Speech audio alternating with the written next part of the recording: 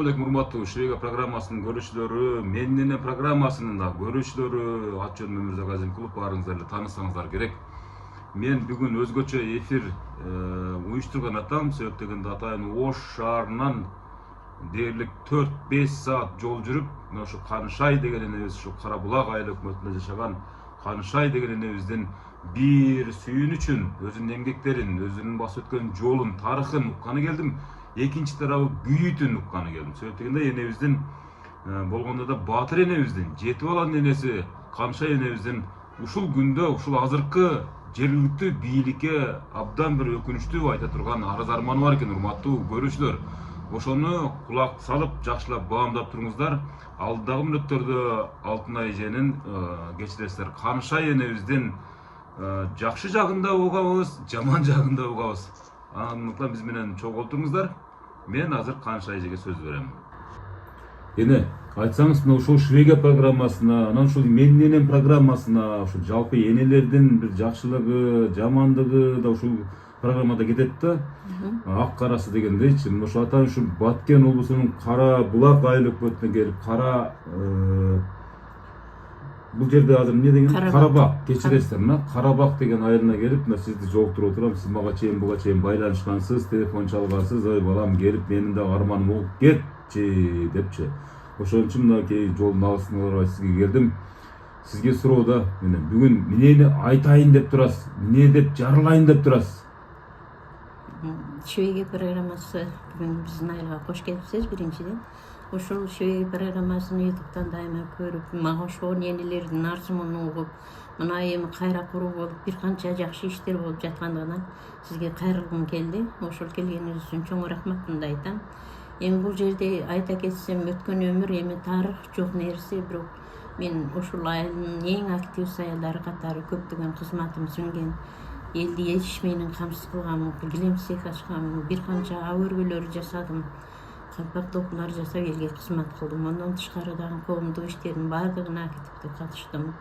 Көптөгөн сертификаттарды алдым, көптөгөн грамоталарды алдым, сый урматтын жүзүндө жүрдүм.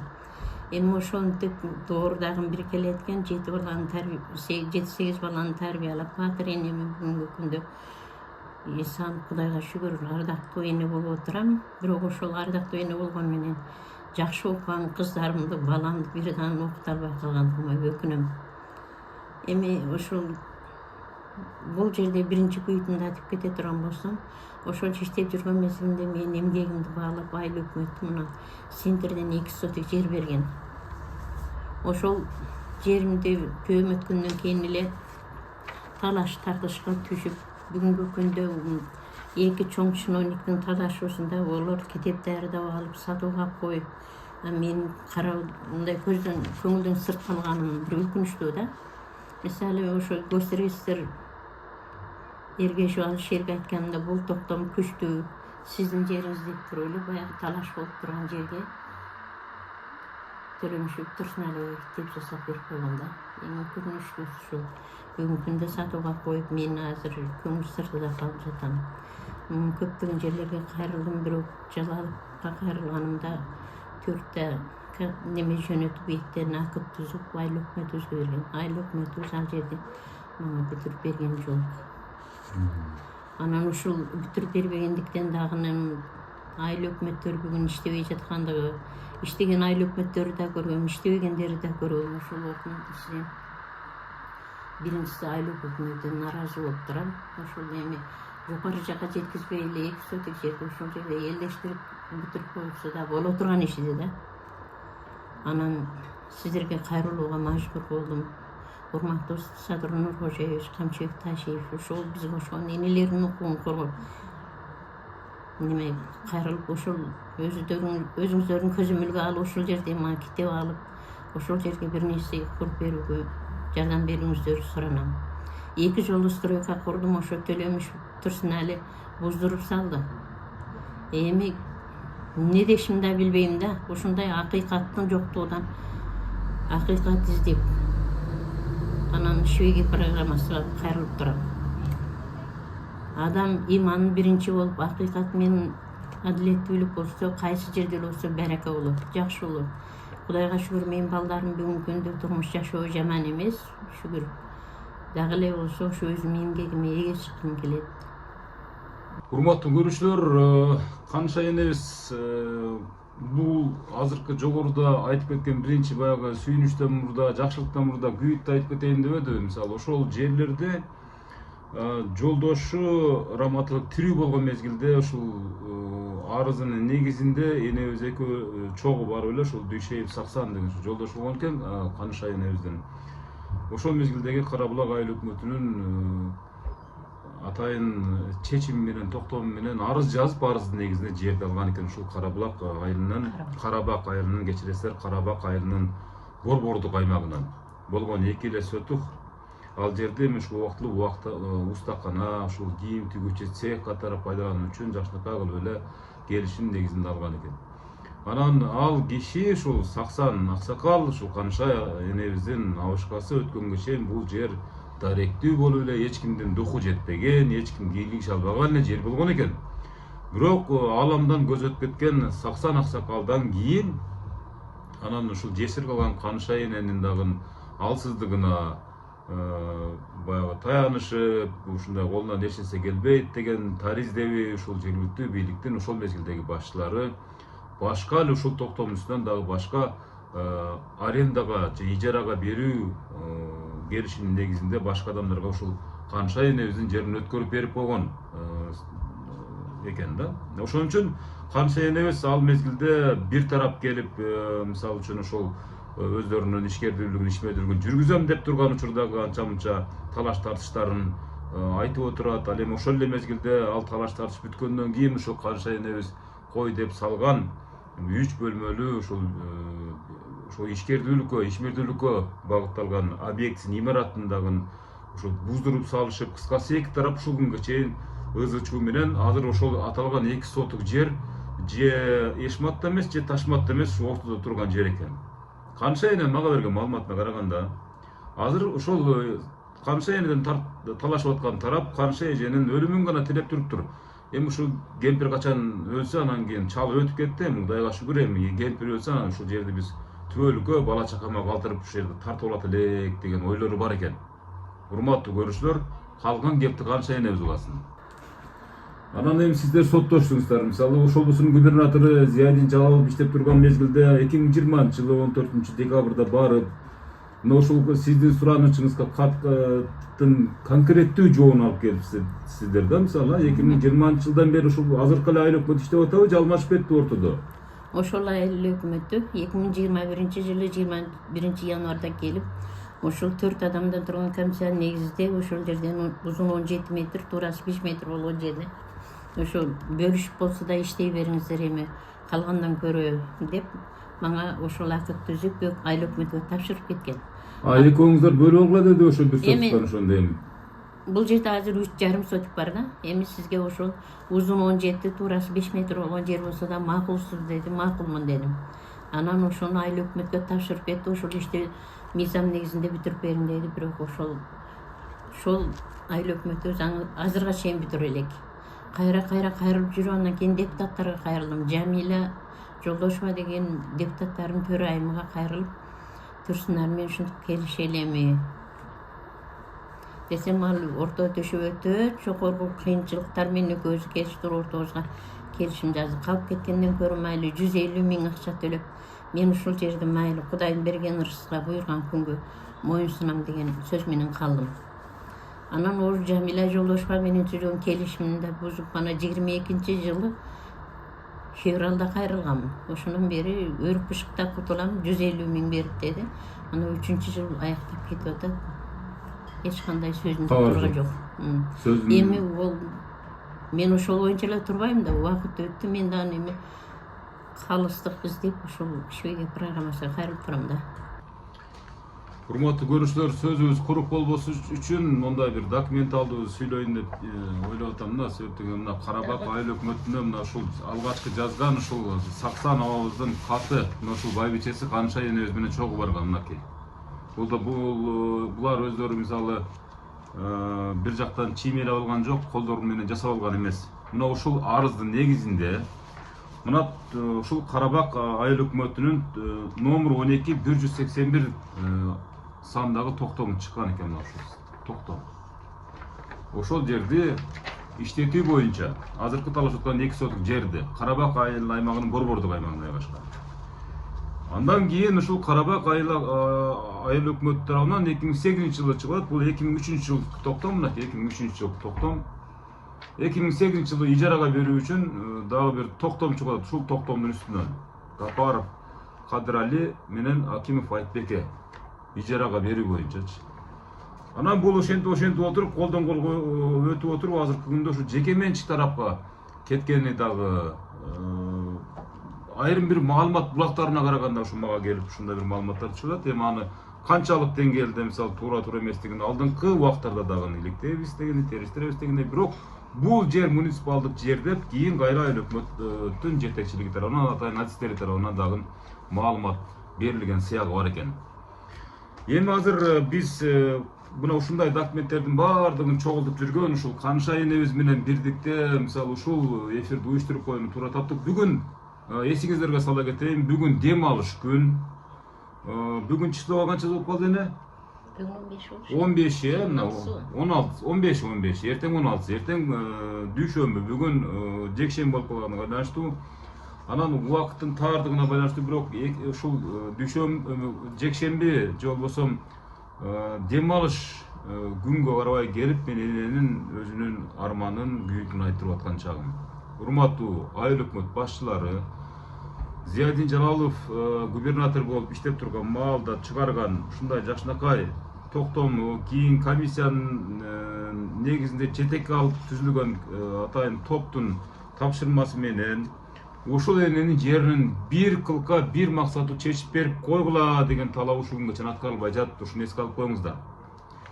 Анан эртең барсам же бүгүн барсам, бүгүн эми иште жоксуздар, эртең барсам же бүрсү күнү барсам же жакын күндөрү келсем дагы актанасыздар. Ошон үчүн могу токтомдорго актан чыккан эненин азыркы ыйлап аткан арманы чын эле реалдуулукка жатабы, жатпайбы деп анан кийин өзүңүздөрдүн даяр отчетуңуздар бергенден көрө эненин жакшынакай келип колун кармап, биздин Швейга программа аркылуу кеткен материалды көрүп, угуп, туюп, анан кийин бир чечим кабыл алсаңыздар деген ойдобуз.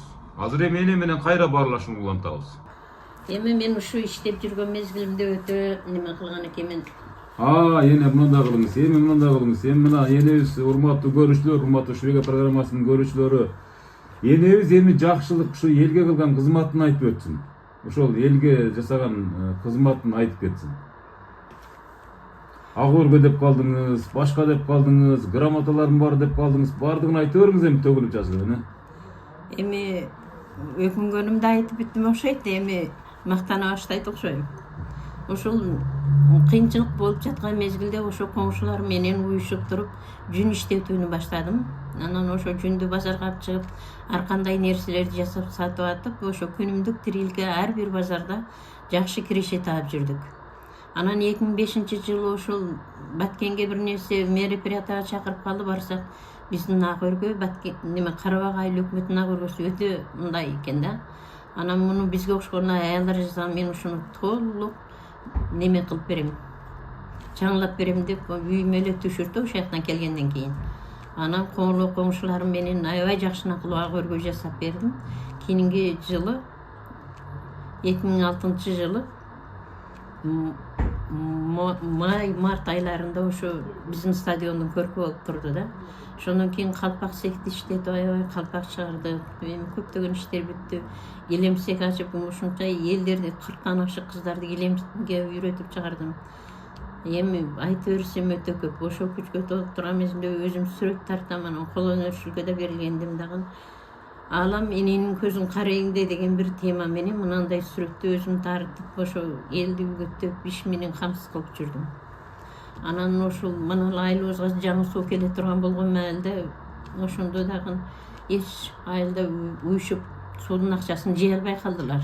Жей албай калганда айыл өкмөтү менен сүйлөшүп туруп, маалладагы ошо лидер аялдарды топтоп 11 аял болуп, баардык үйдөн ар биринен 700 сомдон адам башка жыйдык. Көптөгөн акчаны сунуштап жыйып бердик. Ошондо биздин айылыбызда 45 точкадан суу чыгып эле түнү күнү. Бирок эч ким аксуудан кыйналбайт. Бүгүнкү күндө бизде мына ошол Карабак айылда суу маселеси өтө кыйынчылыкта турат да.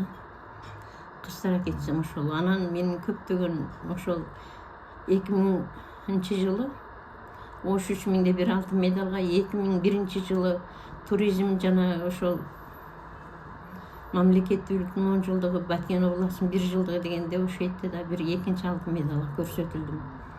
Анан ондан кийинки 2002 жылы тоо семинарда көптөгөн жакшылыктарды көрүп, тоолордо жүрдүк. Ошондо Мамат Айбалаев баш болуп жетектеп барганда тоо койнундагы арчаларды, тажиктердин кесип кетип атканын көрүп өкүнүп көптөгөн жерлерге кайрылдым, бирок жыйынтык чыккан жок. Мамат Айбалаев да өтө жакшы иштеген, ошолордун иши менен кошо бирге жүргөн.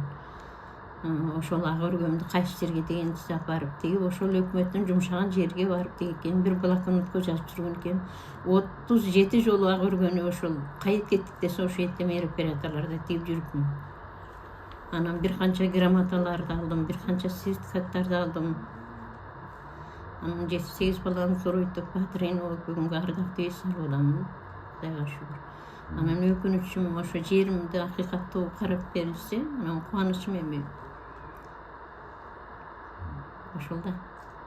Негизи бактылуу баардыктын доорунда эле жашап атасыз. Болгондо бир өкүнүч ушул Карабак айыл аймагынын ортоңку бөлүгүндө жайгашкан центр деп коелу, центрде жайгашкан сизге мурда бөлүп берген, сиздин ушул кадыр баркыңызды эске алып бөлүп берген мурдагы атка минелердин жерин азыркы атка минелер тартып алышып, үстүнө үстүн токтом чыгарышып, сизди кыйнап, кыскасы ушуну сатуунун амалында болуп атабы? Ооба, ошондой. Мындай тоготор жери. Сөзүнүн бир сөз менен айтканда, эгерде буну сиз айтпасаңыз, дебесеңиз, чырылдабасаңыз, кимдир бирөөлөргө ушул жакынкы жылдары сатылганы турат. Сатылганы турат. Алар токтому жок эле ошо негизинен немеге китеп жасатып алган да. Ошол китептин эсебинен эле сатып колдон колго өткөндө мурдагы мезгил ошондой болгон. Эми акыйкат болуп келе жатат. Ал китептин түп нускасын орун берген адамдар да керектүү жообун беришер деген оюм бар. Урматтуу көрүүчүлөр, мынакей энебиздин азыр ушул экинчи токтом менен ушул энебиздин токтомунун үстүнөн чыккан экинчи токтом ижарага берилген адамдар, кийин анан бул үчүнчү дагы бир токтом чыккан имиш, бирок азыр токтомду биз көрө элекпиз, ушул кызыл китеби жасалып. Азыр ошол энебиздин азыр ушул Карабак айылынын ортоңку аймактарында жайгашкан 2 сотук жери сатыкка коюлуп да калыптыр. Бирок аны азыр эч ким ала албай жатыптыр, себеп дегенде ошол карабактыктар ошо энебиздин аброюн абдан бийик койгондуктан, ушул энебиздин көзү бар да, мына ошол жерде эч кимдин дагы бир духу жетпей жатыптыр ушуну сатып алгангачы, чын айткандачы. Ал эми азыр ал жерде аңтар теңтер кылып, бузуп, башка кылып иштетилбей эле турат экен. Энебиздин ушул негизги эле ушул карыгандагы же болбосо акыркы мындай бир күйүтү, буга чейин эч кандай күйүт болгон эмес, өзү эле жогоруда айтып атат, бир топ жакшы күндөрдү баштан өткөрдү, Кудайга шүгүр депчи. Мына ушул жер ушул менин өмүр бою кылган, мамлекет үчүн кылган, эл үчүн жасаган эмгегимдин бир үзүрү болуп калсынчы деген үмүтү бар экен да, чынын айткандачы.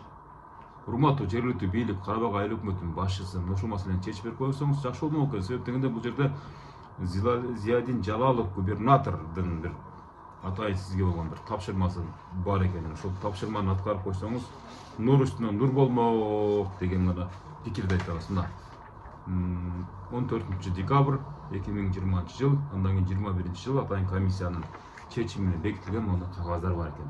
Сизге тапшырма берген экен, Канша эненин маселесин чечип гана тим болбостон, буга чейин Канша эженин жерин ар кандай шалакылык менен үстүнө токтомдорду чыгарып, андан кийин дагы бирөө кызыл китеп жасатып койгондорду атайын тиешелүү мамлекеттик органдарга кылмыш жаза тартуу боюнча дагы атайын сунуш токтомдору, сунуштары, талаптары болгон экен ошол мезгилдеги Жалаловдун. Жөн койбойбуз депчи, жөн эле жерин берип койсун деп гана койбойбуз. Ал адамдарды кылмыш жана жаза жоопкерчилигине тартуу боюнча да атайын сунуштарды берилген экен.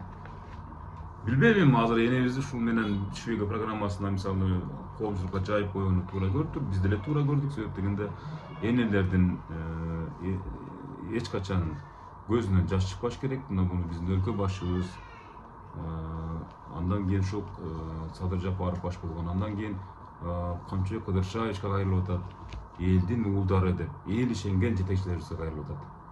Эгерде кулак чалып калса, биздин ушул Садыр Жапаров, Камчыбек Ташиев сыяктуу агаларыбыз биздин президентибиз, биздин элдин уулдары, анда жергиликтүү бийлик силерге абдан начар болот. Себеп дегенде ар бир аймактык жолугучуларда эскертип атат. 3-чү, 4-чү звено деген ушул жергиликтүү бийлик болуп эсептелинет. Ушулар силердин биздин бутубузга абдан чалышып, биздин ишти алдыга, биз бул жакта чоң саясат жүргүзүп жаткан маалда силер абдан чалыштап атасыңар. Бут чалып атасыңар депчи. Ушул сөз таасир этпей атабы, урматтуу жергиликтүү бийлик, Карабак айыл өкмөтүнүн башчысы, Карабак айыл өкмөтү.